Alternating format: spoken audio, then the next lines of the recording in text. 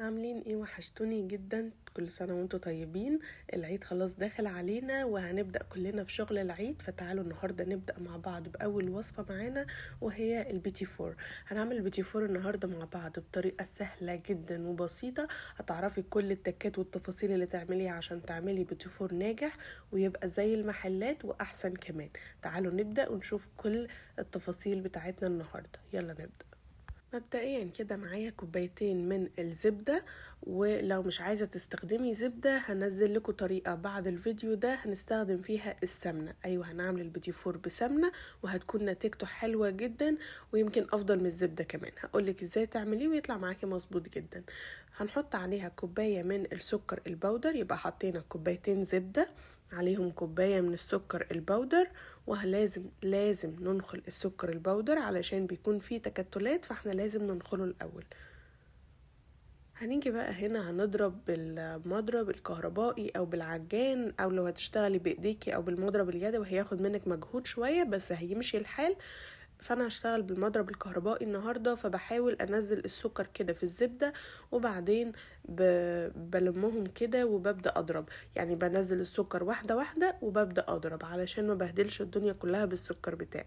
هنفضل بقى نضرب في السكر بالزبدة بالشكل ده لحد ما نوصل لقوام كريمي. كل السكر يدخل في الزبدة ونوصل لقوام يكون كريمي زي ما هوريهولك دلوقتي. الخطوة دي مهمة جدا، يعني لازم نضرب السكر والزبدة مع بعض كويس جدا، يعني هياخد معاكي 3-4 دقايق كده لحد ما نوصل لقوام كريمي. امشي على الخطوات زي ما بقولك كده بالظبط وهيطلع معاكي نتيجة هتعجبك جدا.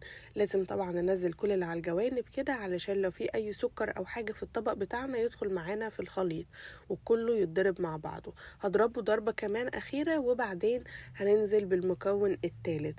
هننزل بايه بعد كده؟ هننزل بالبيض. هننزل بالبيض بتاعنا كمية قد ايه؟ انا النهاردة هحط 2 صفار بيض وبيضة كاملة. لو تفتكروا على العيد اللي فات انا عملت لكم 3 صفار بيض وبيضة كاملة. طب ايه الفرق؟ لما بنحط البيضة صفار البيضة الزيادة ده بيخلي البيتوفور بتاعنا يدوب اكتر، بيبقى دايب اكتر. بس انا حبيت اقلل بيض شوية فحطيت 2 صفار بيض وحطيت بيضة واحدة كاملة، والنتيجة برضو طالعة مرضية جدا وبرضو بيدوب حلو جدا.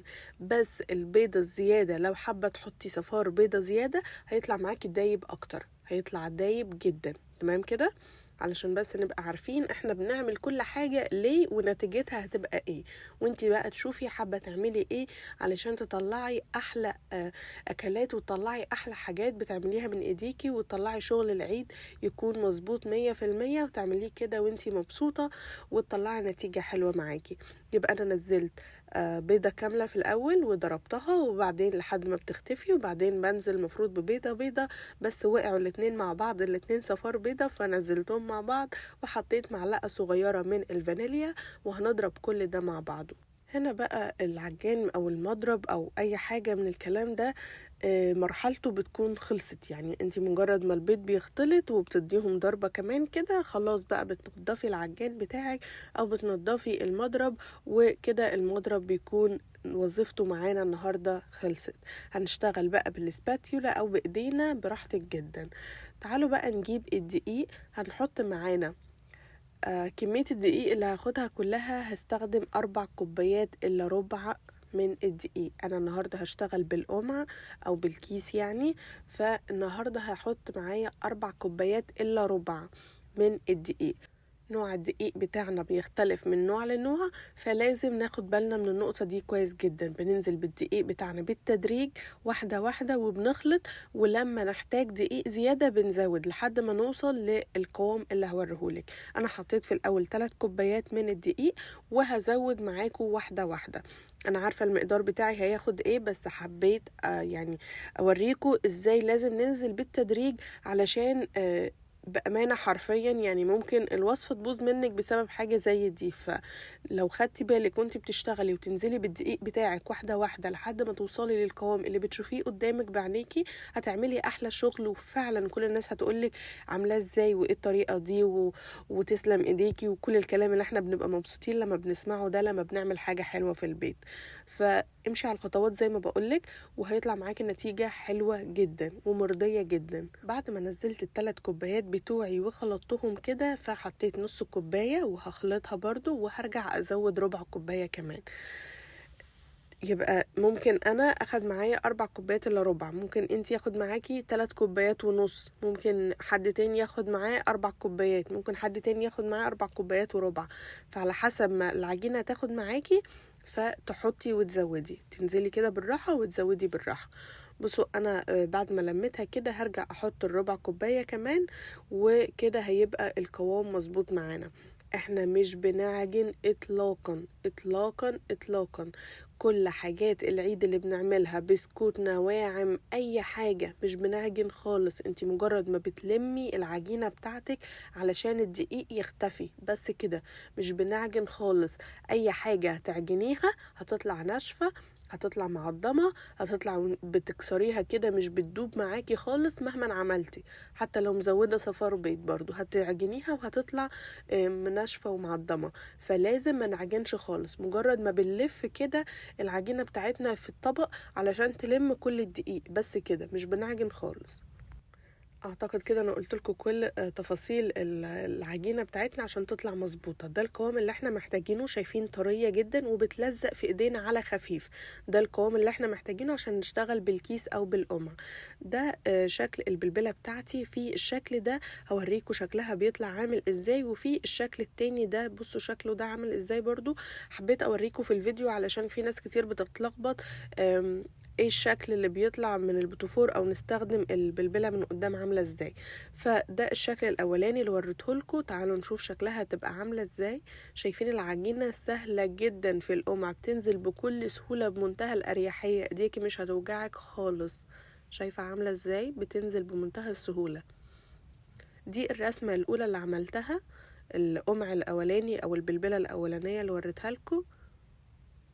شايفين الرسمه عامله ازاي.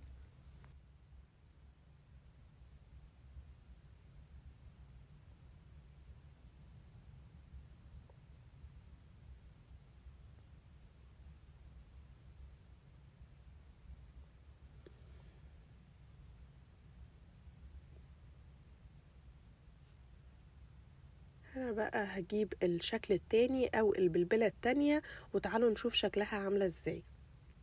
بصوا شايفين الرسمة دي عاملة ازاي كده. ده اختلاف النوعين. يبقى اول نوع اللي عملناه في الاول ده اللي هو الرسمة الاولى، البلبلة الاولى اللي وريتها لكم، وتاني نوع دي البلبلة التانية. اختاروا الرسمة اللي تعجبك واشتغلي بيها، بس حبيت اوريكم الرسمة اللي انا شغالة بيها شكل البلبلة بتاعتها عاملة ازاي. السجاد بتاعتك او الصواني بتاعتك مش مدهونة خالص، بتشتغلي فيها من غير ما تدهنيها ولا زيت ولا سمنة ولا زبدة ولا اي حاجة، بتكون نظيفة مش مدهونة. وهنعمل السجاد بتاعتنا وندخلها الفرن. الفرن بتاعك يكون سخن قبل ما تشتغلي طبعا في اي حاجة، يعني على ما بتشتغلي كده وتعملي السجاد بتاعتك بيكون الفرن سخن فبيكون جاهز. بتدخلي الصينية بتاعتك على درجة حرارة 160 لو انتي في مصر، وعلى درجة حرارة 290 لو انتي في امريكا. انا العيد اللي فات كنت عملت لكم درجه الحراره في امريكا، الناس بتوع امريكا هنا على درجه حراره 270، بس حبيت ازود درجه الحراره المره دي فوصلت ل 290. الصواني طالعه حلوه جدا، بس لو عملتيها اكتر من كده بتاخد لون وبتتلسع. انا ديني قلت لكم تمام. يبقى نمشي على درجة الحرارة مظبوطة 290، مش هتاخد معاكي من ربع ساعة لتلت ساعة في الفرن وهتخرج تمام كده. هنيجي بقى نعمل البوتيفور البني او اللي بالشوكولاتة او اللي بالكاكاو. كل مقاديرنا وكل الطريقة اللي قلتها لكم في الاول هي ما عدا الكوباية الرابعة من الدقيق. هنحط نص كوباية من الدقيق وربع كوباية من الكاكاو. يبقى حطينا كوبايتين زبدة، كوباية سكر بودرة، حطينا 2 صفار بيضة وبيضة كاملة، معلقة صغيرة من الفانيليا، وحطينا 3 كوبايات من الدقيق عليهم رشة الملح، وقلبنا وخلطنا. والكوباية الرابعة حطيت نص كوباية من الدقيق وربع كوباية من الكاكاو. يبقى كل المقادير هي وبرضو اخد معايا 4 كوبايات الا ربع من المواد الجافة او من الدقيق، بس شلت ربع كوباية من الدقيق وزودت مكانها ربع كوباية من الكاكاو. طيب لو انا مش عايزة اعمل مقدارين، انا هعمل مقدار واحد وعايزة اخد منه جزء كده واعمله بني او اعمله بالكاكاو، هعمل ايه؟ هتعملي نفس المقدار بالظبط، 4 كوبايات الا ربع من الدقيق عادي جدا زي ما عملنا البيتيفور الابيض في الاول او الفانيليا في الاول. وبتيجي بتاخدي قطعه كده بتاخديها على جنب، عايزه تعمليها بالكاكاو بتحطي عليها معلقه كده من الكاكاو وبتزودي عليها معلقه من الزبده. تمام كده، تعجنيهم مع بعض وكده تبقى جاهزه تشتغلي بيها برده، ما تقلقيش خالص. شايفين الشكل الصينيه بتاعتنا بعد ما خرجت من الفرن؟ عايزه اقول لكم بقى هنا نقطه مهمه جدا، هي ممكن تبقى تافهه بالنسبه لناس كتير بس عايزه اقولها عشان ممكن ناس تكون ما تعرفهاش. ما تغسليش الصواني بتاعتك ما بين كل حاجه وحاجه بتعمليها. حاجه العيد كلها هتشتغلي فيها كلها في نفس الصاجات، وهتغسلي الصاجات بتاعتك او الصواني بتاعتك بعد ما تخلصي حاجه العيد كلها. هنعمل ايه؟ بمنديل نظيف كده، منديل مطبخ، بتمسحي الصاج بتاعك بعد ما بيخرج من الفرن وتشيلي اللي عليه كده، بتنضفيه بالمنديل او بفوطه، تكون عندك فوطه نظيفه مخصصه للحاجات دي. بتمسحي الصاج بتاعك وبتشتغلي فيه تاني من غير اي ما تغسلي ولا مجهود ولا كل الكلام ده. تمام كده، عشان بس ايه ما نعملش المجهود مضاعف كل يوم، يعني كل يوم نغسل الصاجات، لا كده كتير، كفايه علينا الشغل بتاعنا ونغسلهم لما نخلص خالص. تمام كده. وزي ما انتم شايفين بقى هنكمل العجينة البني بنفس الشكل بنفس القمع بتاعنا كده. انا استخدمت برضو البلبلة التانية، عملت بيها حبة كمان، وهرجع للبلبلة الاولى بتاعتي وهكمل بيها باقي الكمية بتاعتي كلها. عايزه اقول لكم برضو ملحوظه ان انا البيتيفور البني عملت حجمه اصغر من الابيض شويه علشان حسيت الابيض شكله كبير كده، فحبيت اصغر الحجم شويه علشان تكون منمنمه كده وتحطيها في بقك مره واحده وتدوب كده في بقك ويبقى طعمها حلو جدا. هكمل الكميه بتاعتي كلها بنفس الشكل كده، وهندخلهم الفرن برضو على درجة حرارة 290 في أمريكا و160 في مصر. وبعد ما نخلص الكمية بتاعتنا كلها بنسيبها تبرد، وبعد ما الكمية بتاعتنا كلها بتبرد كده وبتتهوى نبدأ نلزق البيتيفور بتاعنا. شوفوا بقى شكل الصاجات وهي خارجة من الفرن كده، شايفين اللون عامل ازاي؟ لونها حلو جدا ومظبوطة جدا جدا جدا. بالنسبة لتسوية البيتيفور البني، لو مش حاطة معاه قطعة بيضة في الصينية علشان تعرفي السوا عامل ازاي، فبعد ما البيتيفور بتاعك بيمسك نفسه كده في الفرن ويبدأ ياخد الشكل بتاعه الطبيعي وتلاقي يعني شكله ان هو مستوي كده، بتحطي ايديكي عليه بتلاقيه بدأ ينشف كده، بترفعيه بتقلبيه بتلاقيه من تحت مش طري. لو حطيتي ايدك عليه من تحت وكان طري يبقى لسه عايز حبة كمان. لو لقيتيه مش طري كده وبدأ يمسك نفسه يبقى كده جاهز على طول. تخلي عينك عليه علشان ما يتحرقش منك، اللي بالكاكاو مش بياخد ممكن يتلسع منك وانت مش واخده بالك. فممكن لو انت عايزه يعني حطي معاها واحده او اتنين يكون لونهم ابيض او فانيليا كده في الصينيه علشان تتاكدي ان هيطلع معاكي مظبوط وما يتلسعش منك. تعالوا بقى نشوف ازاي هنزين كل الكميه بتاعتنا دي في اقل من ربع ساعه. بصوا انا بحط كل اتنين على بعض بالشكل ده وبلزق بشوكولاته سايحه. الشوكولاته بتاعتك بتسيحيها في الميكرويف لمده دقيقه واحده او بتسيحيها على حمام بخار، و بحطها في الكيس بتاعي، كيس تلاجة او الكيس الحلواني بالشكل ده، وبرفع واحدة واحدة احط نقطتين الشوكولاتة بتوعي وبقفلها عليها بكل سهولة وبمنتهى السرعة زي ما انت شايفة كده. شايفة بتعملي ازاي؟ بكل بساطة بترفعيها، بتحطي الشوكولاتة بتاعتك او المربى او ايا كان هتلزقي بايه وبتحبي تحطي ايه، وبتحطيها عليها من فوق بالشكل ده بمنتهى السهولة. وفي اقل من ربع ساعة هتكوني خلصتي كل الكمية بتاعتك. عايزة اقول لكم ان دي مش بس الكمية اللي انا عملتها، بعد دول اللي قدامكم يعني في زيهم مرة كمان عملتهم كلهم بنفس الطريقة وبنفس الشكل وما خدش معايا وقت خالص. بصوا بقى بعد ما بلزقهم كده في بعض بالشكل ده، بجيب بقى معايا شوكولاته سايحه ومعايا هنا جوز هند ومعايا هنا من فوق مكسرات مجروشه او مكسرات يعني طحناها. تمام. المكسرات انا استخدمت لوز طحنته واستخدمته. ممكن تستخدمي فول سوداني، ممكن تستخدمي اي مكسرات تكون متاحه، ممكن تستخدمي سبرينكل اللي هو الفارماسيل ده الالوان. استخدمي اي حاجه بتحبيها وولادك بيحبوها. انا بحط طرف البيتيفور بتاعي في الشوكولاته السايحه بالشكل ده، وبعدين بحطها في جوز الهند او في المكسرات او في اي حاجه حابه تزيني بيها البيتيفور بتاعك. هتعمليه كله بكل سهوله. وانا هكمل الكميه بتاعتي كلها زي ما بوريكي كده. هروح اكمل كل الكميه بتاعتي وهرجع لكم اوريكم الشكل النهائي وايه اللي انا عملته وشكل البيتيفور بتاعي بقى عامل ازاي في الاخر.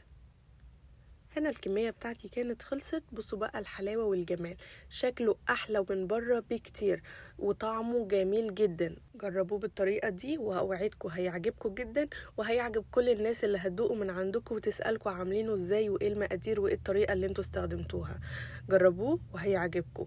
استنوني هنزل لكم النهارده، بس بعد شويه كده هنزل لكم فيديو البيتي فور بالمكنه، وكمان هنعمله بالسمنه. استنوني وهنزل لكم الفيديو على طول بعد شويه. لو عجبكم الفيديو النهارده ما تنسوش تعملوا لايك وشير للفيديو، وتقولوا لي ايه رايكم في البيتي فور بتاعنا النهارده. ولو اول مره بتشوفوني ما تنسوش تعملوا سبسكرايب وتفعلوا الجرس علشان يوصلكم كل الفيديوهات اللي بتنزل. واشوفكم المره الجايه في حاجه جديده نتعلمها سوا. باي باي.